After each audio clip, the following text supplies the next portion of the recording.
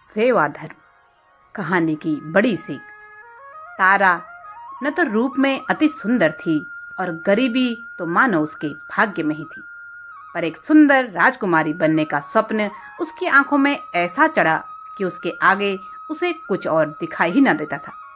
न उसकी माँ, न उसकी बहनें, और वह स्वयं अपने अस्तित्व की कल्पना भी गरीब रहकर नहीं पाती थी। तारा गरीब थी, पर गरीबी को स्वीकार नहीं किया। जब तक छोटी थी ना समझ थी, पर जब जवान होने लगी तब घंटों आईने के आगे खड़ी होकर सजती संवरती रहती, चेहरे पर सफेदी मलती और होंठों पर लाली घिसती। और जब गरीब माँ गाल पर 2-4 तमाचे जमा कर पूछती कि यह क्या कर रही है, तो उसका उत्तर होता, चमका रही हूँ अपना रंग। घृणा हो गई है इस सांवले रंग से, इसमें कोई आकर्षण नहीं है। माँ ने चिढ़ते हुए पूछा, तो क्या करेगी आकर्षण बढ़ा के? एक सुंदर और आकर्षक राजकुमार की रानी बनूंगी और काट फेंकूंगी दरिद्रता की यह जंजीरें। घृणा हो गई है इस दरिद्रता से और दरिद्र लोगों से भी। अपनी माँ और छोटी बहनों की ओर हे दृष्टि से देखकर तारा ने जब ऐसा कहा तो माँ और चिड़ी, और ऐसा चिड़ी कि क्रोध में आकर बेटी के बाल खींचकर उसकी पीठ पर थप्पड़ों की बरसात कर दी और पीटते हुए बड़बड़ाती हुई बोली, रंग गोरा नहीं कराएगी, मुंह काला कराएगी, कल मुही खानदान का नाम डुबोएगी। तारा पिटती रही पर ढीठपना कम नहीं हुआ। पिटते पिटते बोली, हाँ, बहुत बड़ा नाम है खानदान का जो डूब जाएगा, गरीबों और भिखमंगों का खानदान। माँ पीटते पीटते थक गई और रोती कोसती वहां से चली गई। कुल मिलाकर तात्पर्य यह है कि उसके लिए सौंदर्य, ऐश्वर्य, वैभव ही सब कुछ था। उसके आगे उसकी माँ और बहनों को तो छोड़िए, गोपाल की भी कोई बिसात न थी। गोपाल गांव का ही एक सुंदर, सभ्य और सुशील नौजवान था। अनाथ होने के कारण गांव वासियों ने ही उसका पालन पोषण किया और शिक्षा दीक्षा की व्यवस्था की थी। तारा और गोपाल एक ही विद्यालय में पढ़ते थे और कक्षा में सहपाठी थे। गोपाल तारा को पसंद करता था और कई अवसरों पर वह तारा से अपने मन के भावों को व्यक्त कर चुका था। किंतु राजकुमारों और राजमहलों के स्वप्न देखने वाली तारा ने कभी उसके मनोभावों का सम्मान नहीं किया। पर गोपाल भी इसी आशा में रहा कि कभी ना कभी तो तारा पिघल जाएगी और उसके प्रणय निवेदन को स्वीकार कर लेगी। समय बीतता गया और इधर धन और रूप की चाह में तारा का हठ भी अब चरम सीमा पर पहुंच गया और उसकी मनोस्थिति अब ऐसे रोगी की जैसी हो गई जिसके बचने की अब कोई आशा न हो और सिवाय ईश्वर की शरण में जाने के अब कोई उपाय न बचा हो। एक दिन मंदिर में देवी माँ की मूर्ति के सामने हठ धर्मिता पर उतर आई। तू तो माँ है, पूरे संसार की माँ, तो इस नाते मेरी भी माँ हुई। अगर सच्ची माँ है तो दिखा अपना चमत्कार और कर दे मेरी इच्छा पूरी। मैंने तुझे हृदय से माँ माना है। अगर माना है तूने भी मुझे अपनी बेटी, तो पूरी करनी होगी मेरी हर मनोकामना। और फिर वह बैठ गई कठोर तपस्या में। तारा ने 12 वर्षों तक माँ दुर्गा की तपस्या की। न पलंग पर सोई, न केसों को संवारा और न नेत्रों में सुरमा लगाया। पृथ्वी पर सोती, गेरुआ वस्त्र पहनती और रूखी रोटियां खाती। उसका मुख मुरझाई हुई कली की भांति था, नेत्र ज्योतिहीन और हृदय एक शून्य बीहड़ मैदान। उसे केवल यही लौ लगी थी कि माँ दुर्गा के दर्शन पाऊं। शरीर मोमबत्ती की तरह घुलता जाता, यह लौ दिल से नहीं जाती थी। यही इच्छा थी और उसका यही जीवन का उद्देश्य। माँ अब हार चुकी थी और डांट पीट के बदले निवेदन से समझाती, क्या तू सारा जीवन रो रो कर काटेगी? देवी की वह मूर्ति पत्थर की है। पत्थर को भी कभी किसी ने पिघलते देखा है? देख, तेरी सखियां पुष्प की भांति विकसित हो रही हैं, नदी की तरह बढ़ रही हैं। क्या तुझे स्वयं पर दया नहीं आती? तारा कहती, माँ, अब तो जो लगन लगी वह लगी। या तो देवी के दर्शन पाऊंगी या यही इच्छा लिए संसार से प्रयाण कर जाऊंगी। तुम समझ लो, मैं मर गई। इस प्रकार पूरे 12 वर्ष व्यतीत हो गए और तब देवी प्रसन्न हुई। रात्रि का समय था, चारों ओर सन्नाटा छाया हुआ था।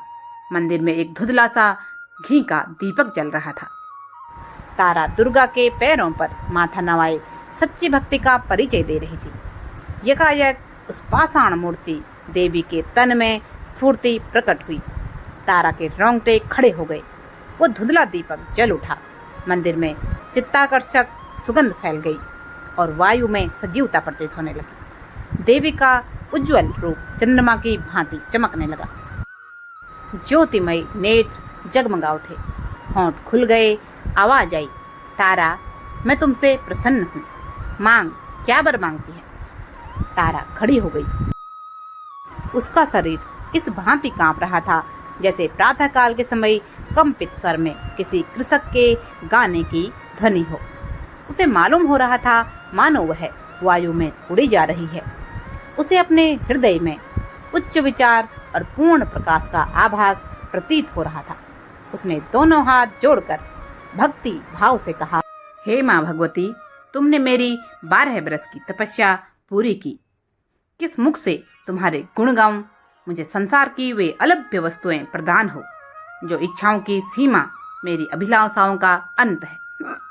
मैं वह ऐश्वर्य चाहती हूँ जो सूर्य को भी मात दे। देवी ने मुस्कुराकर कहा, स्वीकृत है।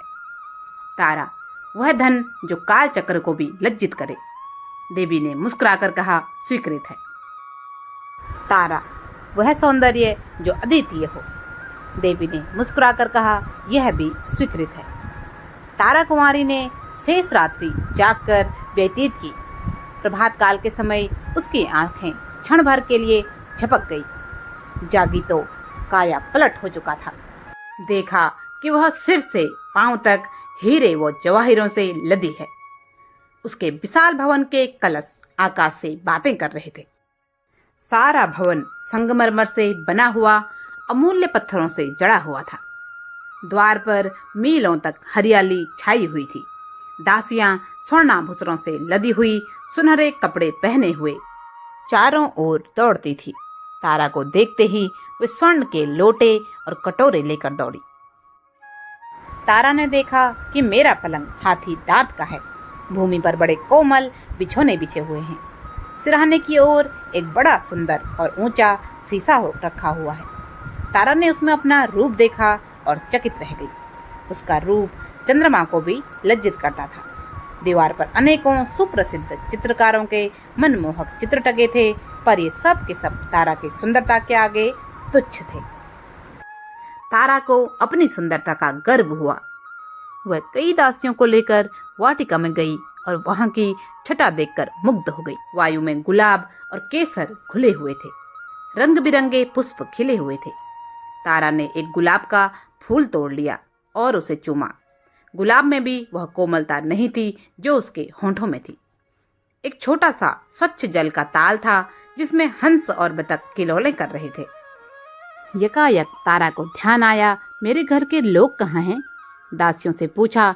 उन्होंने कहा, वे लोग तुम्हारे पुराने घर में हैं। तारा ने अपनी अटारी पर जाकर देखा। उसे अपना पहला घर एक साधारण झोपड़ा दिखाई दिया। उसकी बहनें उसकी साधारण दासियों के समान भी नहीं थी। माँ को देखा, वह आंगन में बैठ के चरखा काट रही थी। तारा पहले तो सोचा करती थी कि जब मेरे दिन चमकेंगे तो इन लोगों को भी अपने साथ रखूंगी और उनकी भली भांति सेवा करूंगी।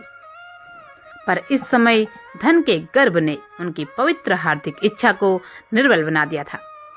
उसने घर वालों को स्नेह रहित दृष्टि से देखा और वहां से निष्ठुर होकर चली गई।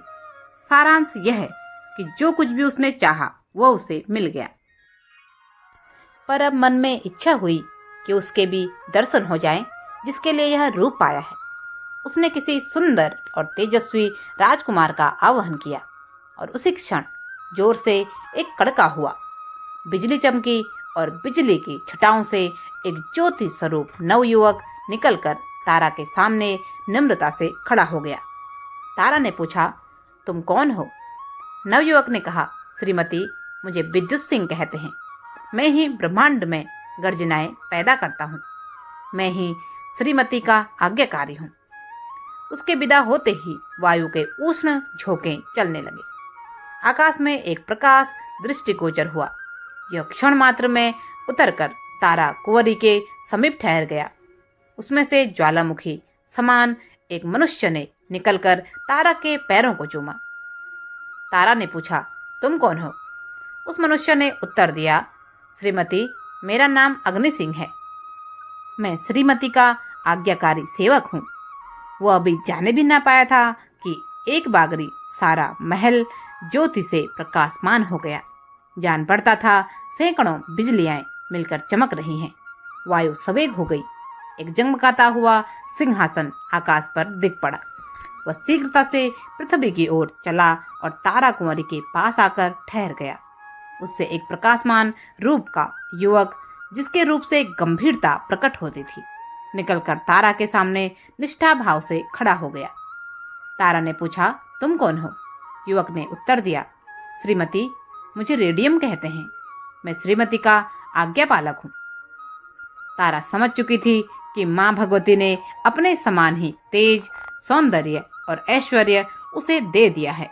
वह ब्रह्मांड में जिसका भी आवाहन करे वह उसके चरणों में लौट जाएगा। अब उधेड़बुन शुरू हुई कि कौन होगा इस रूपसी का स्वामी। धनी लोग तारा के भय से थर्राने लगे।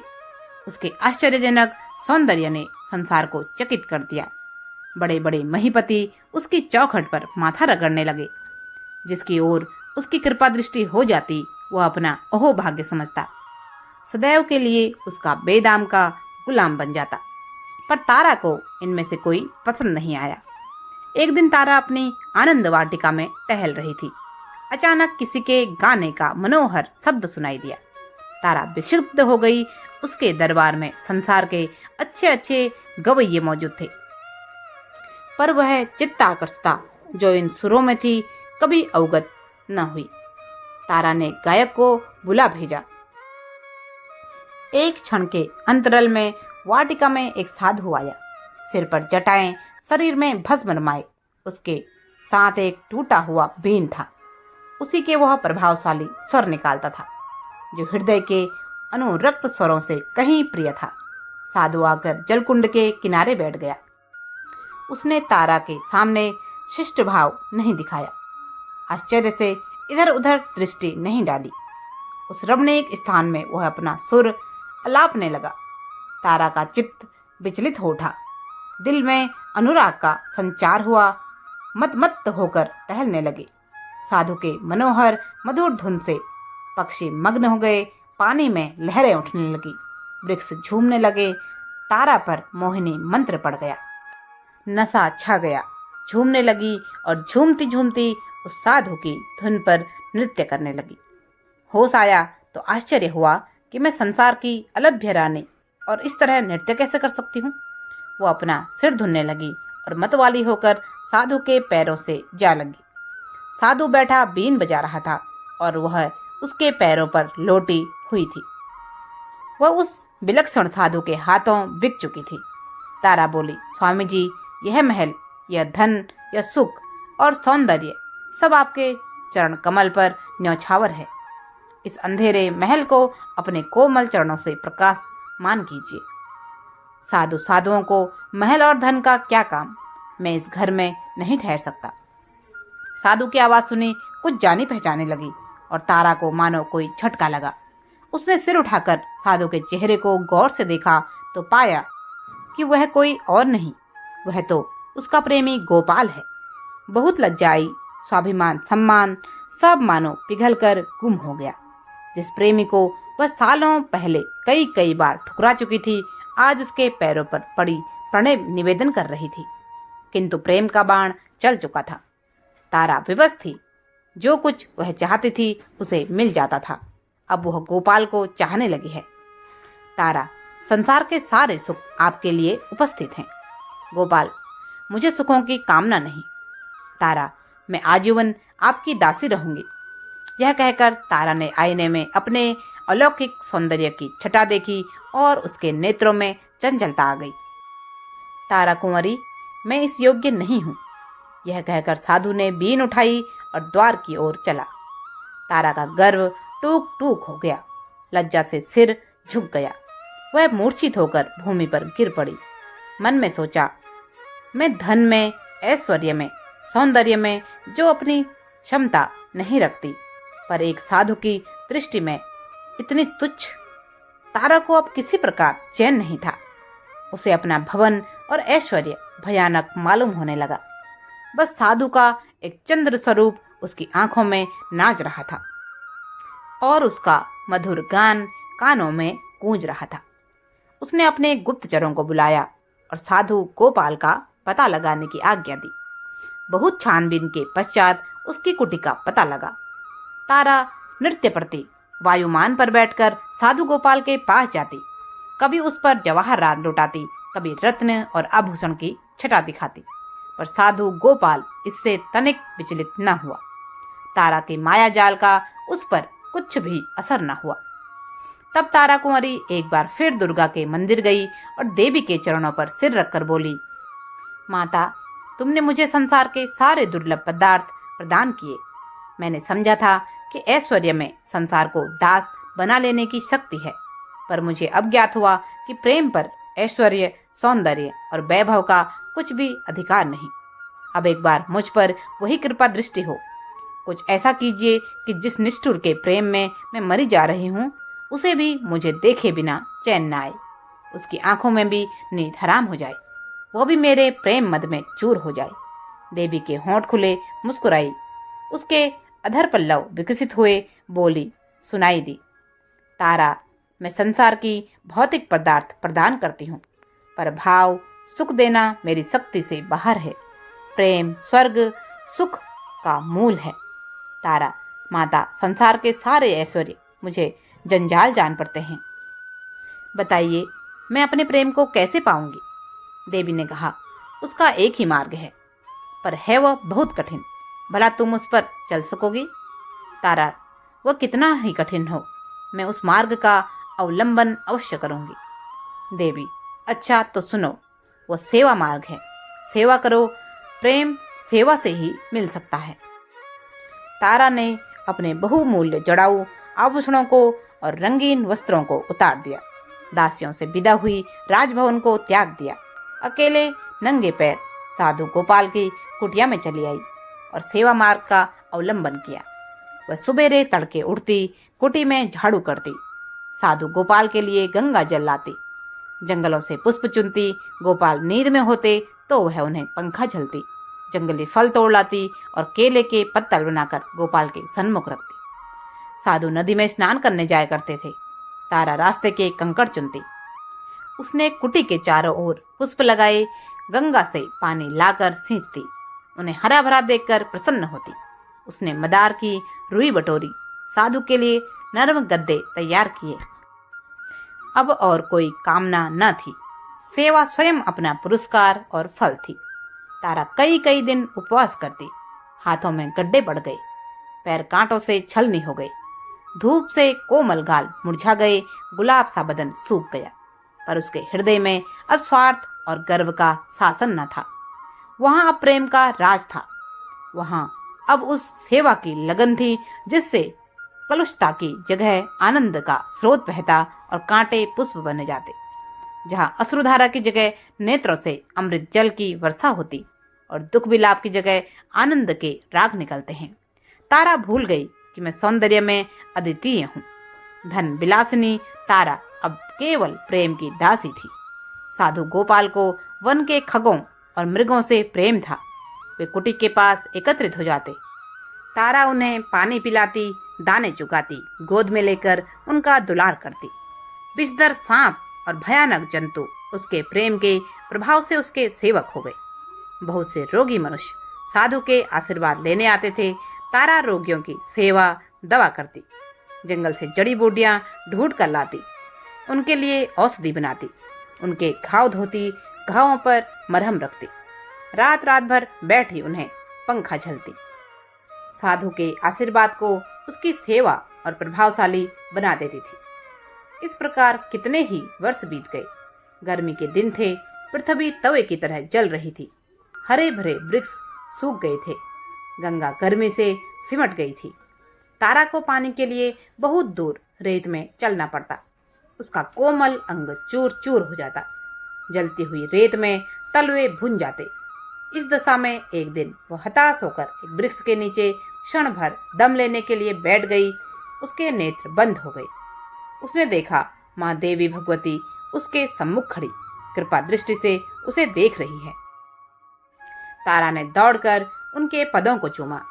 देवी ने पूछा, तारा तेरी अभिलाषा पूरी हुई? तारा, हाँ माता, मेरी अभिलाषा पूरी हुई। देवी, तुझे प्रेम मिल गया? तारा, नहीं माता, मुझे उससे भी उत्तम पदार्थ मिल गया। मुझे प्रेम के हीरे के बदले सेवा का पारस मिल गया। मुझे ज्ञात हुआ है कि प्रेम सेवा का चाकर है। सेवा के सामने सिर झुकाकर अब मैं प्रेम भिक्षा नहीं चाहती। अब मुझे किसी दूसरे सुख की अभिलाषा नहीं। सेवा ने मुझे आदर सुख सबसे निवृत्त कर दिया। देवी इस बार मुस्कुराई नहीं। उसने तारा को हृदय से लगाया और दृष्टि से ओझल हो गई। संध्या का समय था। आकाश में तारे चमक रहे थे जैसे कमल पर पानी की बूंदें। वायु में चित्ताकर्षक शीतलता आ गई थी। तारा एक वृक्ष के नीचे खड़ी चिड़ियों को दाना चुका रही थी कि यकायक साधु गोपाल ने आकर उसके चरणों पर सिर झुकाया और बोला, तारा, तुमने मुझे जीत लिया। तुम्हारा ऐश्वर्य, धन और सौंदर्य जो कुछ न कर सका वह तुम्हारी सेवा ने कर दिखाया। तुमने मुझे अपने प्रेम में आसक्त कर लिया। अब मैं तुम्हारा दास हूँ। एक समय था जब मैं तुमसे प्रेम की भिक्षा मांगता था और आज भी वही समय लौटकर आया है। आज मैं फिर से तुम्हारे चरणों में नतमस्तक हूँ। उस दिन भी तुम्हारे पास कुछ नहीं था, न धन, न वैभव, न रूप, और आज एक बार फिर तुम्हारे पास कुछ नहीं है। अब बोलो, तुम मुझसे क्या चाहती हो? तुम्हारे संकेत पर अब मैं अपना योग और वैराग्य सब कुछ न्यौछावर करने के लिए प्रस्तुत हूँ। तारा, स्वामी जी, मुझे अब कोई इच्छा नहीं। मैं केवल सेवा की आज्ञा चाहती हूँ। साधु, मैं दिखा दूंगा कि ऐसे योगी मनुष्य का हृदय भी निर्जीव नहीं होता। मैं भौरे की तरह तुम्हारे सौंदर्य पर मंडराऊंगा। पपीहे की तरह तुम्हारे प्रेम की रट लगाऊंगा। हम दोनों प्रेम की नाव पर सवार होकर ऐश्वर्य और वैभव की नदी की सैर करेंगे। प्रेम कुंजों में बैठकर प्रेम चर्चा करेंगे और आनंद के मनोहर राग गाएंगे। तारा ने कहा, स्वामी जी, सेवा मार्ग पर चलकर मैं सब अभिलाषाओं से परे हो गई हूँ। अब हृदय में और कोई इच्छा शेष नहीं है। साधु ने इन शब्दों को सुना, तारा के चरणों पर माथा नवाया और गंगा की ओर चल दिया। दोस्तों, यह संसार ईश्वर का रचा हुआ एक माया जाल है। हम मनुष्य सिर्फ प्राणी मात्र की सेवा करने के लिए इस धरती पर भेजे गए हैं। इसी में हमारा उद्धार है। सुख की चाह, संपन्नता, सौंदर्य, कामना, इच्छा, वासना, सत्वगुण, रजोगुण और तमोगुण, यह सब वे बाधाएं हैं जो हमें हमारे ईश्वर प्राप्ति के लक्ष्य तक जाने से रोकते हैं। आप सभी से विनम्र अनुरोध है कि अगर आज की हमारी कहानी आपको पसंद आई हो तो कृपया इसे लाइक करें और ज़्यादा से ज़्यादा लोगों के साथ शेयर करें। चैनल पर नए हैं तो सब्सक्राइब अवश्य करें और जीवन को ऊंचा उठाने वाली हमारी हर कहानी का नोटिफिकेशन प्राप्त करने के लिए बेल आइकन अवश्य प्रेस करें। आपका बहुत बहुत धन्यवाद। जय जय श्री राम।